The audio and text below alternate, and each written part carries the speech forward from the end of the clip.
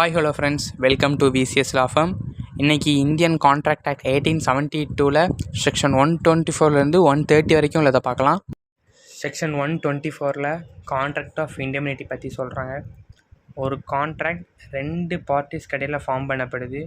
அதில் ஒரு பார்ட்டி இன்னொரு பார்ட்டியை லாஸ்லேருந்து காப்பாற்றுறதாகவும் அவங்கள ஃப்யூச்சர்லேருந்து வர எந்த லாஸையுமே அவங்களே ரெஸ்பான்சிபிள் பண்ணி அதை அவங்களே ப்ரிவென்ட் பண்ணுறதாகவும் இதில் ப்ராமிஸ் பண்ணுவாங்க. ஃப்யூச்சர்லேருந்து வர லாஸையுமே அவங்களே ப்ரிவென்ட் பண்ணுறதாகவும் இதில் ப்ராமிஸ் பண்ணுவாங்க. இது பேர் தான் contract of indemnity. Section 125 right of indemnity பற்றி சொல்கிறாங்க. இதில் ப்ராமிஸ் பண்ணுறவங்களுக்குன்னு சில லிமிட்ஸ் உண்டு. அதை தாண்டி அவங்களால எதுவுமே இம்ப்ளிமெண்ட் பண்ண முடியாது. அவங்க தான் அந்த பார்ட்னர்ஷிப்பில் வர லாஸுக்கு எல்லாருமே லயபிளாக இருப்பாங்க.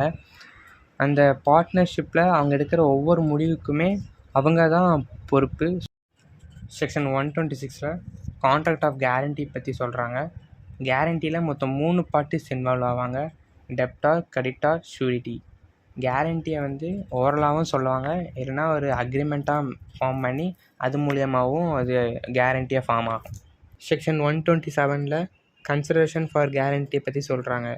இதில் கடன் கொடுக்குறவங்க கடன் வாங்குறவங்க பாஸ்ட்டில் எப்படி இருந்தாங்களோ அவங்க பண்ண ப்ராமிஸ்லாம் எப்படி சக்ஸஸ்ஃபுல்லாக இருக்கா எப்படின்றதையும் அவங்க பார்த்துட்டு அதுக்கப்புறம் தான் அவங்க கேரண்டியை பற்றி கொடுக்கணும். அவங்க பாஸ்ட்டில் எப்படி இருந்தாங்கன்றதை பார்த்துட்டு அதுக்கப்புறம் அவங்க கேரண்டியை கொடுக்கலாம். செக்ஷன் 128 ஷூரிட்டிஸ் லியாபிலிட்டி பற்றி சொல்கிறாங்க.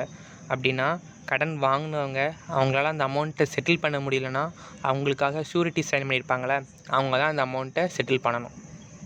செக்ஷன் 129 கண்டினியூங் கேரண்டி பற்றி சொல்கிறாங்க. அப்படின்னா அந்த கேரண்டியில் கொடுக்கப்பட்டுள்ள அமௌண்ட்டை கொடுக்கப்பட்டுள்ள தேதிக்குள்ளே கொடுக்கணும். அப்படி அது எக்ஸ்டெண்ட் ஆச்சுன்னா அது பேர் தான் continuing guarantee. Section 130 revocation of continuing guarantee பற்றி சொல்கிறாங்க. அப்படின்னா ஒரு நோட்டீஸ் மூலியமாக கண்டினியூங் கேரண்டியை அவங்களால டிசால்வ் பண்ண முடியும், அதாவது கேன்சல் பண்ண முடியும். ஃப்ரெண்ட்ஸ், தேங்க்யூ ஃபார் வாட்சிங்.